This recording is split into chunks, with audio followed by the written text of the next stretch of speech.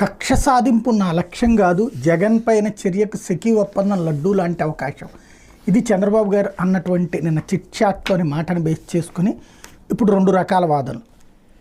ఓ పక్కన సొంత తెలుగుదేశం పార్టీ వాళ్ళే మేము అదే చెప్పింది మొదటి నుంచి ఆయన అంతే వదిలేస్తుంటాడు అని కొంతమంది, అదే సందర్భంలో మరికొంతమంది ఏమో ఆయన ఎందుకు కక్ష సాధింపు చేయట్లేదు అన్నటువంటిది. ఇక్కడ పాయింట్ తెలియక లేదా సగం తెలిసి సగం తెలియక మాట్లాడుకునేటటువంటి మాటలు. ఆయన అంత అమాయకుడేం కాదు. సెకీ ఒప్పందం ఏంటిది? కేంద్ర ప్రభుత్వంతో ఒప్పందం.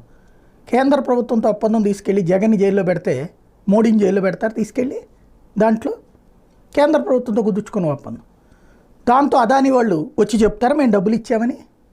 ఇంకోటి అదే నిజమైతే చంద్రబాబు టైంలో దాదాపు 9,000 కోట్ల రూపాయలు విలువైనటువంటి ఒప్పందాలు కరెక్ట్గా లాస్ట్ ఏడాది టైంలో